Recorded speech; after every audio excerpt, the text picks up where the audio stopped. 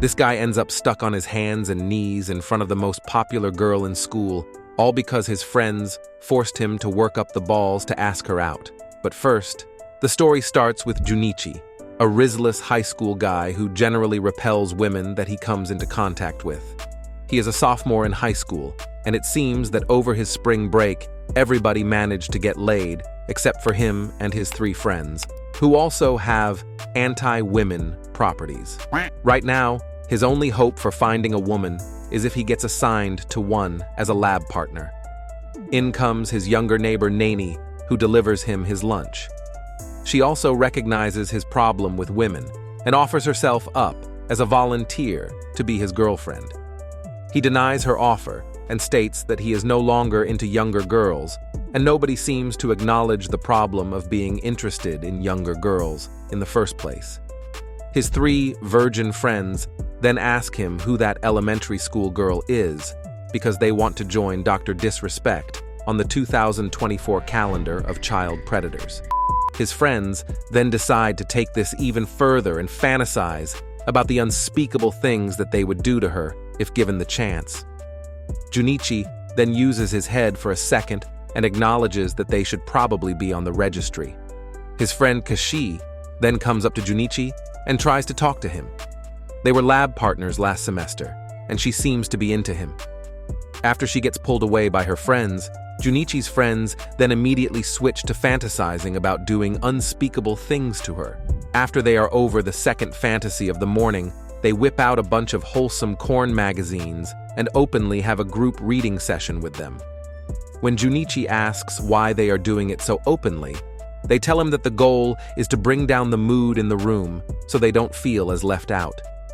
One of the friends offers a magazine to Junichi, and he tries to resist for an entire 5 seconds before giving in to the slight sight of a woman's chest.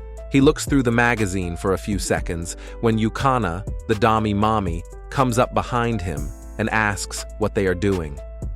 For some reason, Junichi throws the magazine on the floor in front of her so she can see exactly what is going on. Since Yukana has more than 3 brain cells, she tells him that he's disgusting for looking at that stuff in public. Junichi then snaps back to reality and thinks about what his other classmates would think if they found out he was doing this in public.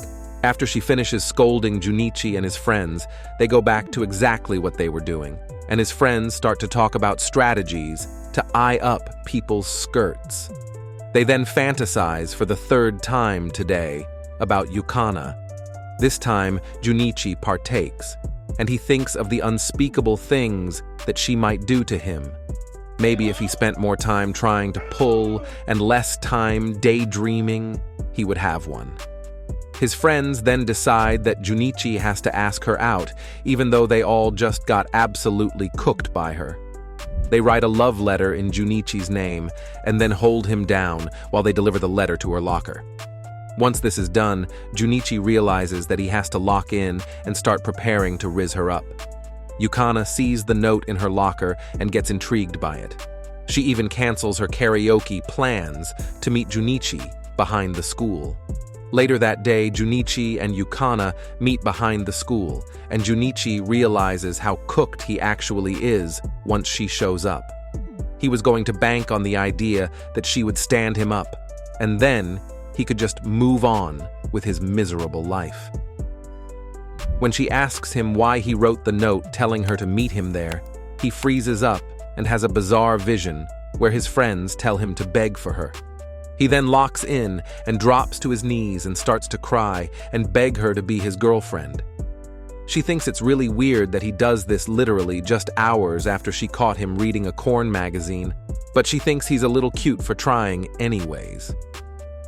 She recognizes that he was looking up her skirt while he was laying down there and calls Junichi out for it. For some reason, he openly admits it and doesn't even try to defend himself. Yukana then crouches over and starts to tease him with her chest, and also makes her underside visible to try to bait him into looking down there. Because Junichi is a hopeless virgin, he gives in, and she cooks him for like the 3rd time today. Yeah, boy. After teasing him, she pushes him up against the wall and tells him that she likes him, more as a pet than anything. Huh? She then makes his day by saying she will go out with him. Junichi lies in bed that night, thinking of all the unspeakable things he is gonna do with his new girlfriend. He goes through this internal battle as to whether he is gonna goon everywhere on her, or if he is gonna be a normal person. Ultimately, his alter ego takes over and decides he's gonna be a complete dejin. The next morning, he is walking to school when he runs into his friends. He tries to play it off as if he got rejected, but then suddenly, he gets a text from Yukana. His friends peek over and look at the message, only to see that it's an unspeakable selfie of her. Immediately, they all feel betrayed and turn on him with jealousy. His friend Shinpei gets a hold of himself and tells Junichi what he needs to do to get laid. Shinpei learned from his days working at the karaoke center that karaoke is the way inside. He has even come up with a law of nature that is oddly similar to the laws of gravity. It's called the karaoke XXX rule. This rule requires 3 things to happen: sing an unspeakable song, sing together, and take off her clothes. If these 3 things go into motion, unspeakable things are guaranteed. In Shinpei's dying breath, he tells Junichi that he must go to karaoke tonight, and to not let his wisdom go to waste. At school, Junichi runs into Kashi. She can see that there is something on his mind, and she asks him about it. Junichi doesn't want to leak this wisdom, so he tells her nothing is wrong, and he shrugs her off. Soon after, Yukana barges into class and makes a big scene about the selfie she showed him. The entire class is stunned that risless Junichi is pulling all these women. Now, everybody wants to be his friend, except for his actual friends. They all despise him and are jealous that he has moved up a notch on the social ladder. His friends tell him to die in a fire, but let them know if Yukana has a younger sister, they definitely won't be beating the allegations. Later that day, Yukana and Junichi meet up after school and they walk around holding hands. Nene sees the 2 of them and is in disbelief. She cries and runs away, which is fine because she is way too young for him. Yukana then asks Junichi if he wants to go to, and I quote, "a place where we can scream loud and feel good." This place is, of course, karaoke. And when they get there, Junichi remembers the karaoke XXX rule and starts to freak out. While he waits for Yukana to get drinks for them, he looks around and sees a sign that says, "to not do unspeakable things in the karaoke parlor," and this freaks him out even more. Yukana comes back with the drinks, and she teases him with her chest while she reaches for the tablet for the songs. This, of course, sends Junichi on a wild fantasy. When he snaps out of his fantasy, Yukana is just singing karaoke.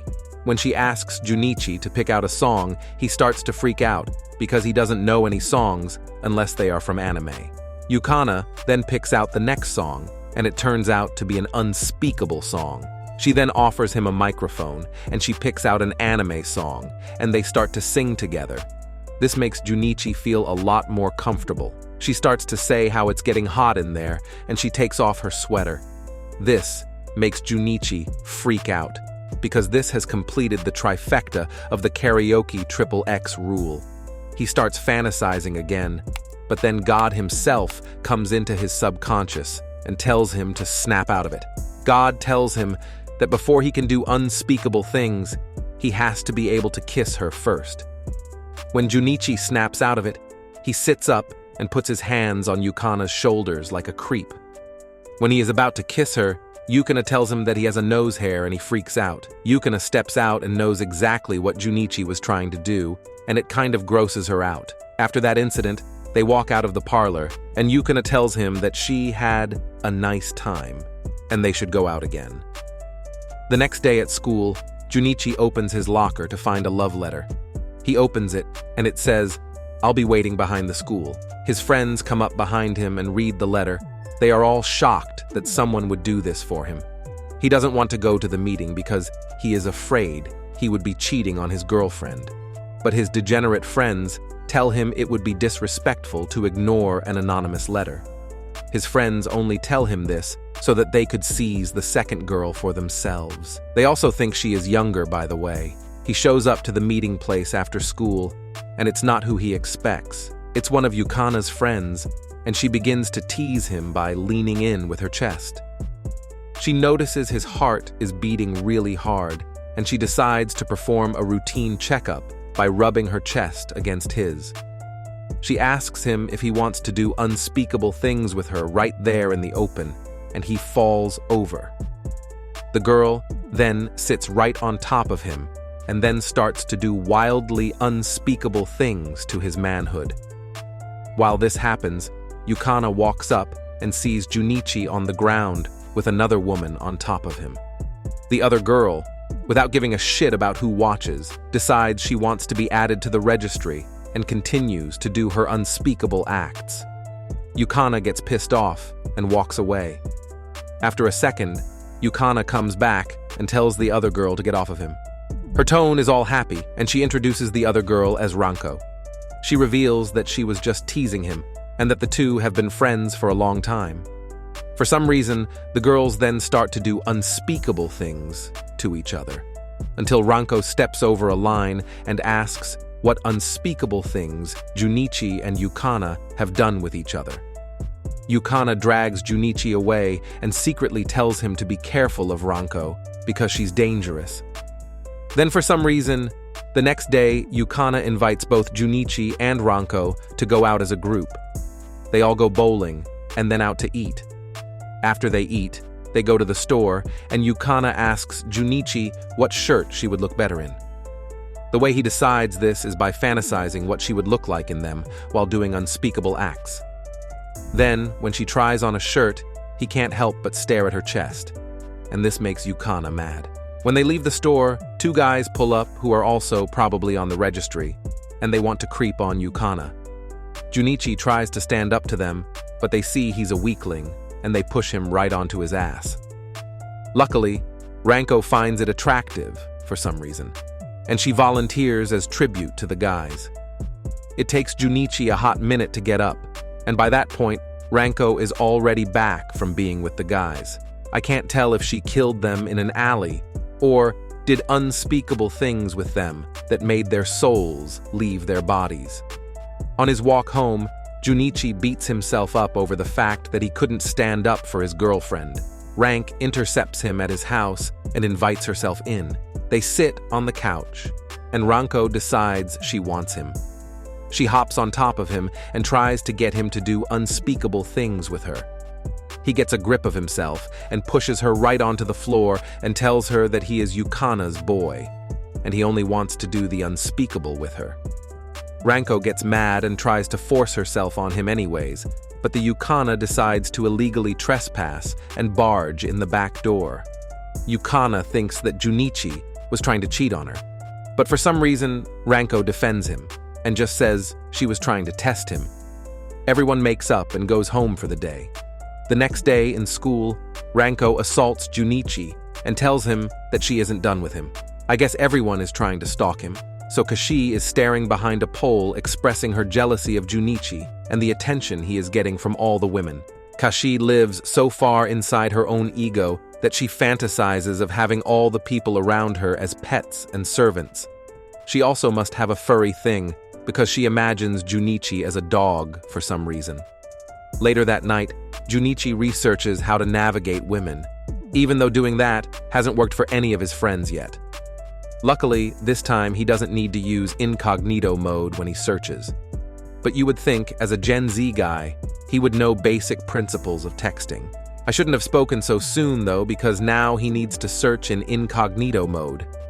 He stumbles onto this weird dommy-mommy stuff and then thinks it's a good idea to leave a comment on his main account. The next day at school, Kashi is still fantasizing about her being the ruler of all the people at school. While she does this, Junichi goes over to his friends and sees that they are watching the same OnlyFans model that he was watching last night. They think she is some sort of gift from God.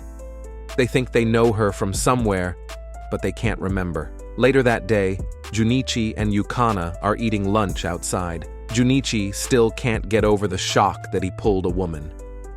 He fantasizes about being fed a strawberry by her lady and the tramp style.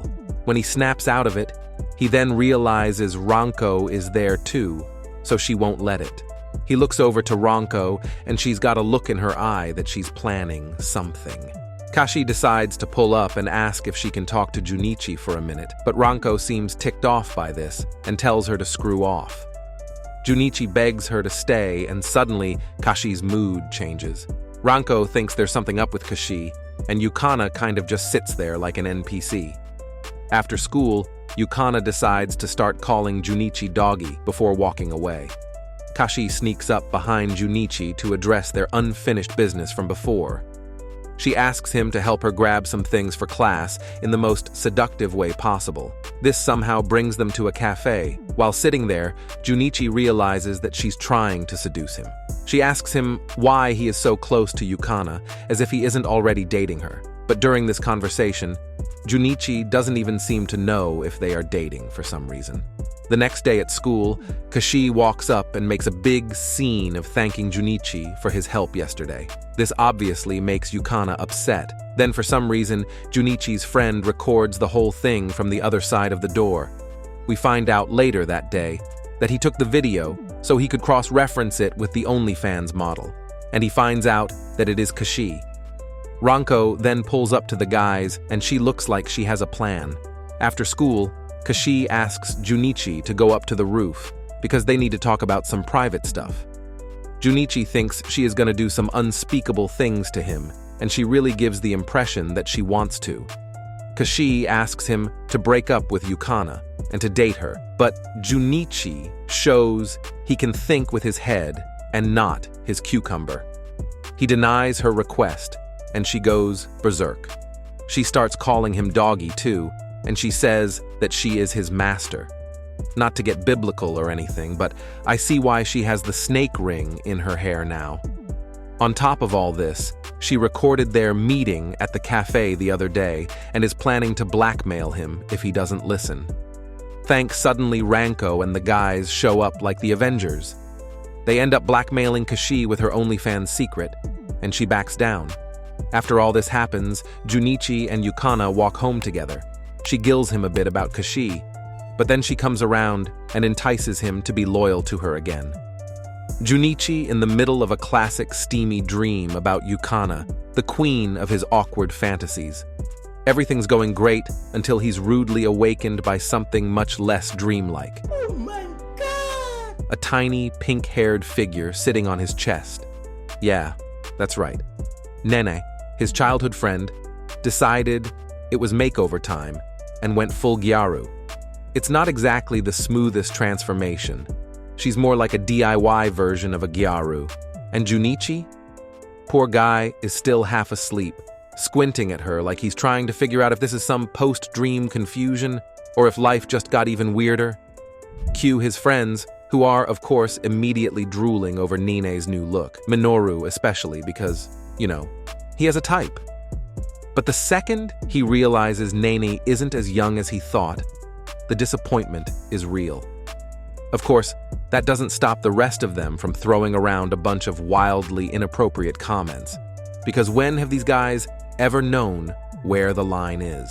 Fast forward to school, and Junichi is still trying to navigate life without completely embarrassing himself. Yui, who clearly hasn't given up on him yet, tries to make things right after their last awkward run-in.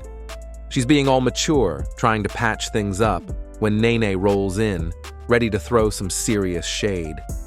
First thing Nene does? Goes straight for Yui's flat chest, because apparently that's the ultimate insult in this weird little world.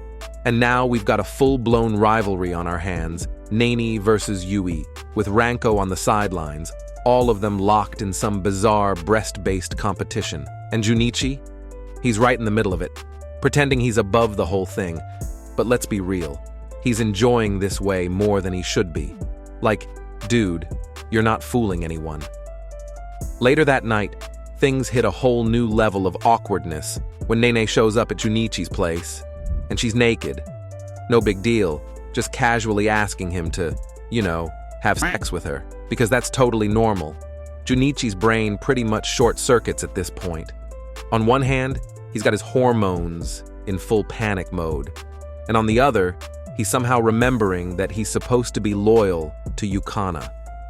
But let's not give him too much credit here. He's this close to giving in before he finally manages to turn her down. Barely. Nene doesn't seem too bothered, though. She just leaves with a casual, "I'll win you over someday," and Junichi is left lying there in full-on panic mode, trying to figure out what just happened.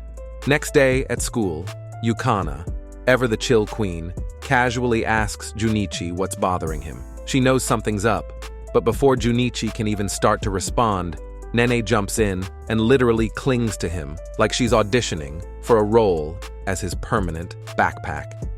Junichi, being as dense as ever, totally misreads the situation. Yukana's out here being cool as ice, completely unfazed by Nene's antics, yet somehow, Junichi convinces himself that her calmness means she doesn't care. Dude, she's not jealous because she's got the whole game figured out. Meanwhile, Junichi is still out here trying to figure out the rules. Yukana just gives him one of her signature smiles, while Nen holds on like her life depends on it. Junichi?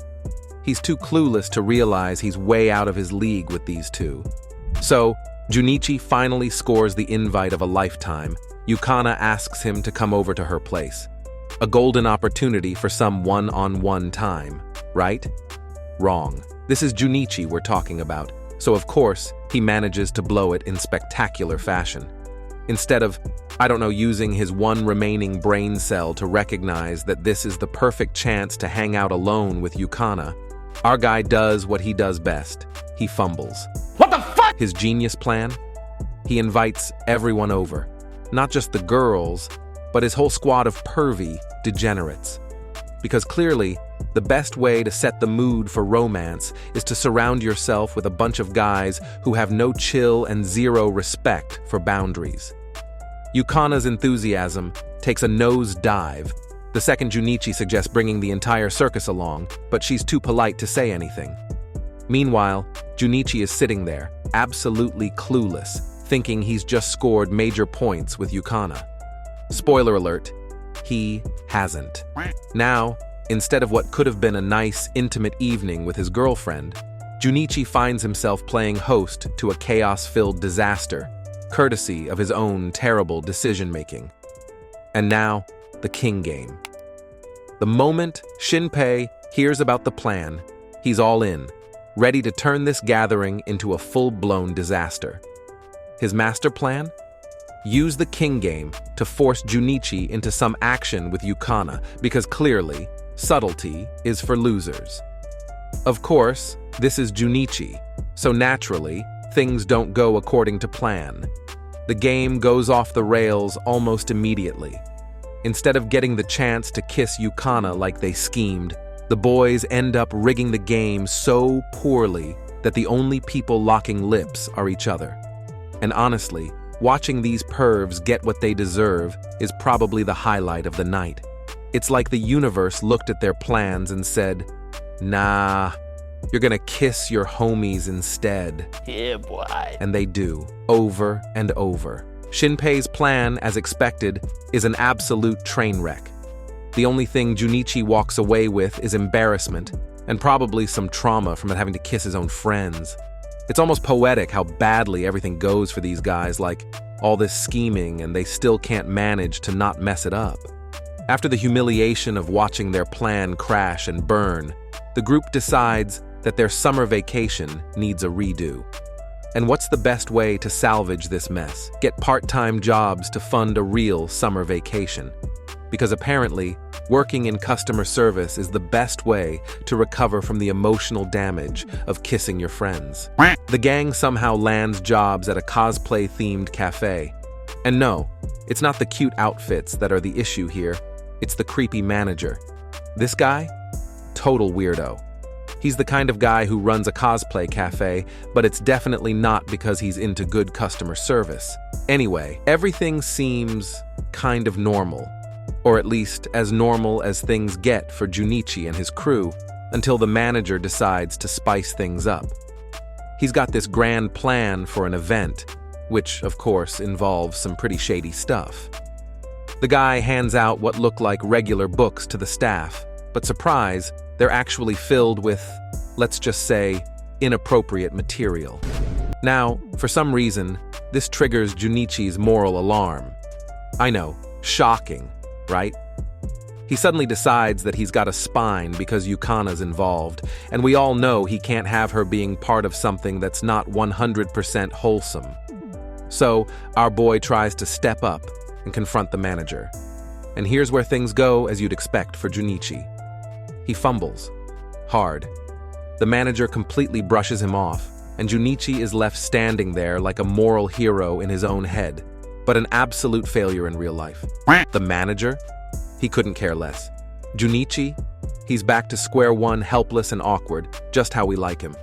Now, while Junichi's out here getting steamrolled, Yui, who apparently has more connections than a corporate CEO, decides to handle things like an actual adult. She pulls some strings, makes a few calls, and before you know it, the shady event gets canceled. No more inappropriate material, no more creepy manager antics. Yui swoops in and saves the day, as per usual. And of course, Junichi, standing there awkwardly, trying to figure out how to play it off like he had anything to do with it. He didn't. Yui's the one who actually solved the problem. But in Junichi's mind, he's the silent hero who inspired the whole thing. Classic.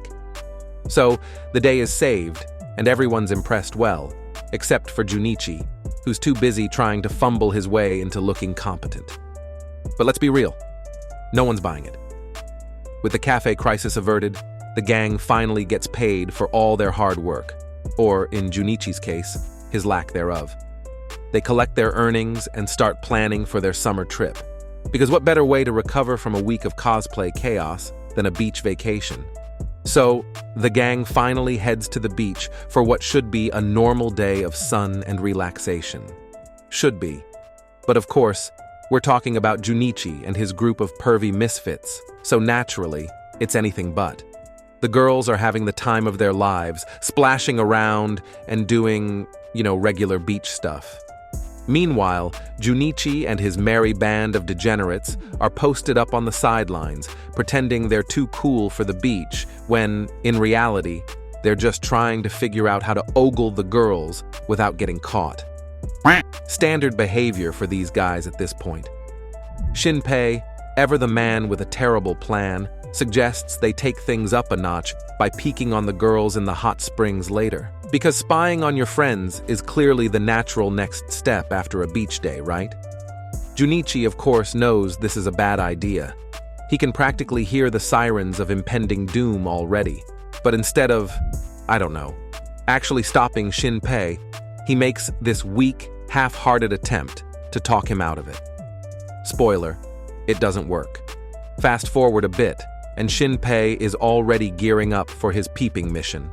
Junichi, still trying to play the moral hero and failing miserably as always, decides to follow him, probably to stop him, but let's be real, mostly to see what happens. And here's where things go from bad to worse. They get into a classic slapstick argument, which, of course, leads to Junichi slipping, tripping, and then, because this is Junichi falling off a literal cliff. Yep, the guy tries to stop a perv operation and ends up getting wrecked by gravity instead. Classic Junichi move. So, Junichi is unconscious at the bottom of the cliff, and who finds him? None other than Yukana herself. She's there, standing over him like some kind of ethereal beach goddess, and when he finally comes to, they have one of those sweet moments where, in Junichi's mind, everything's going perfectly. They start talking about their upcoming date, and you can practically see the hearts floating around Junichi's head as he imagines how this is totally a romantic moment. But let's be real, this isn't romance. This is Yukana feeling bad for him. The guy literally fell off a cliff trying to stop his friend from being a creep, and now he's acting like he's Romeo. And this is the balcony scene. Yukana, to her credit, humors him. She smiles, maybe flirts a little, but really, she's just glad he didn't break every bone in his body.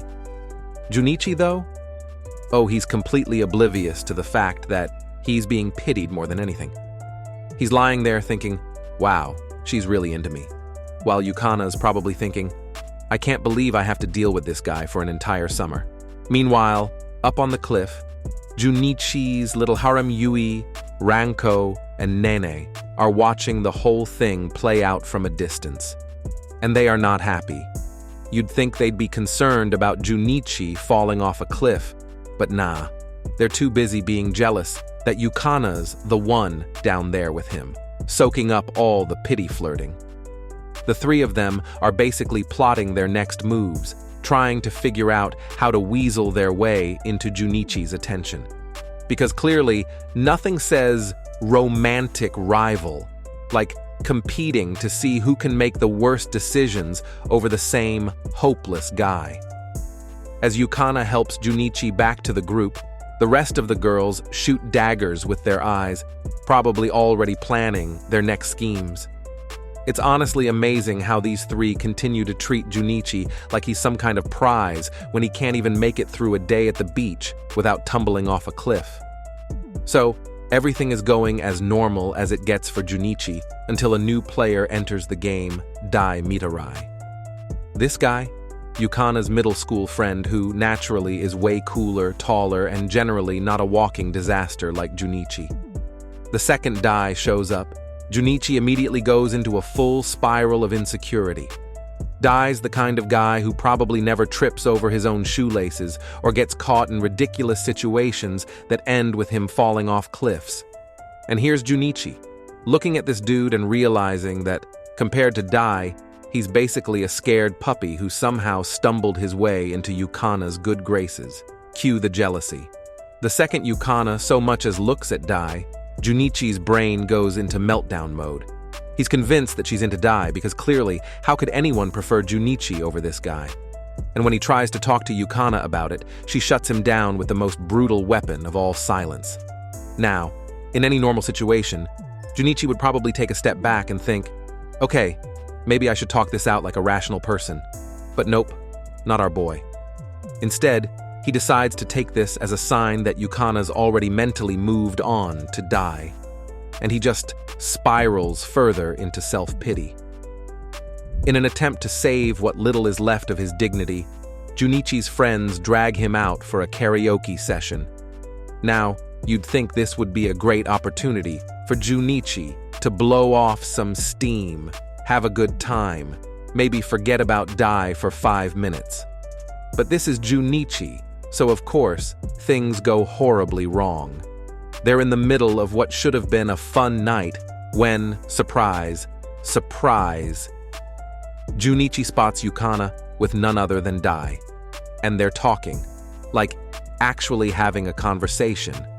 Now, in Junichi's mind, this is the equivalent of walking in on his worst nightmare. The jealousy that was simmering before? Yeah, now it's boiling over. Instead of handling this like a normal person, Junichi, because he's Junichi, decides this is the perfect time to lose his mind. He storms up to Yukana and Dai, fueled by his karaoke-induced confidence, and accuses Yukana of playing with his heart. Yup, he actually says that, to her face, as if he's the victim here. And, to cap it all off, in a moment of pure, unfiltered stupidity, Junichi breaks up with Yukana right then and there. Now, Junichi just pissed off Ranko. After the breakup disaster, Yukana, who, by the way, had done absolutely nothing wrong, bursts into tears. And Ranko? Oh, she's furious. She doesn't waste any time. As soon as she sees Yukana crying, Ranko storms off like a woman on a mission. Her target? Junichi and his gang of idiots. She's not here to negotiate. She's here to destroy. Meanwhile, Junichi, in his infinite wisdom, somehow still thinks he's the one who got hurt. It's almost impressive how oblivious he is to the fact that he's the one who dumped Yukana for literally no reason. But nah, in his head, he's totally justified. He's probably already crafting some sad little narrative about how he's the misunderstood good guy in all this. Ranko, on the other hand, isn't buying any of it. When she finds Junichi, he's going to get a reality check like no other. Because nothing brings people down to earth faster than Ranko's wrath. And honestly, he deserves every second of it. Junichi doing what he does best, getting in way over his head. After his breakup disaster, he's still fuming and decides to confront Dai outside a restaurant. Because obviously, that's the best way to handle things. Get physical with a guy who's clearly built, like he could bench press Junichi without breaking a sweat. And naturally, Dai's gang is there too, because why wouldn't they be? It doesn't take long for this confrontation to turn into a full-blown brawl, which, in true Junichi fashion, goes downhill fast. His fighting strategy? Well, let's just say it's less trained martial artist and more feral animal. The guy doesn't even throw a proper punch. He bites Dai's leg. Yup, you read that right. He bites the dude like a rabid chihuahua. And let me tell you, biting someone's leg is about as effective as you'd imagine. It doesn't exactly scream tough guy, and shocker, it doesn't win him any points in the fight either. Dai shakes him off easily, and Junichi leaves looking like the absolute clown we all know he is. After Junichi gets thoroughly pounded into the ground by Dai and his gang, in swoops Ranko, because of course, Junichi can't handle anything by himself. She shows up with the rest of the crew, ready to lay down the law, but not before giving Junichi the verbal beating he really deserves. She's all, "What were you even thinking?" As if anyone expects Junichi to ever have a rational plan. Honestly, at this point, you'd think they'd know better. So while Junichi's still lying there, licking his wounds, figuratively, not literally this time, thankfully, Ranko and the gang actually manage to deal with Dai and his crew. Once again, Junichi's attempts at bravery end with him needing to be saved by someone else, proving that the only thing more consistent than his failures is his complete inability to avoid them. After getting rescued again, Junichi has a brief moment to reflect on how bad he is at literally everything. And then, it's back to his main mission, finding Yukana. He's running through the streets, panicking like the awkward mess he is, trying to figure out how to win her back. And of course, when he finally does catch up to her, what does he do? He drops to his knees and recreates his first confession. But this isn't some grand romantic gesture. No, this is Junichi, so it looks more like groveling than anything else. He's practically begging her to take him back, complete with tears and that classic, "I'm sorry for being an idiot" energy. It's dramatic, it's embarrassing, and somehow, it works. Yukana, being the absolute queen that she is, decides to forgive him probably more out of pity than anything else. She even takes him to the amusement park to celebrate their reconciliation, because clearly nothing says, "We're back together," like roller coasters and cotton candy. And just when Junichi thinks he's in the clear, Yukana hits him with a surprise. She kisses him. On the lips. Right there, in public. And Junichi, the guy's brain practically short-circuits. It's like he can't even process the fact that Yukana actually likes him. He's standing there, all flustered and confused, like he just got hit with a ton of bricks. Because apparently, even when he wins, he has no idea what to do with it.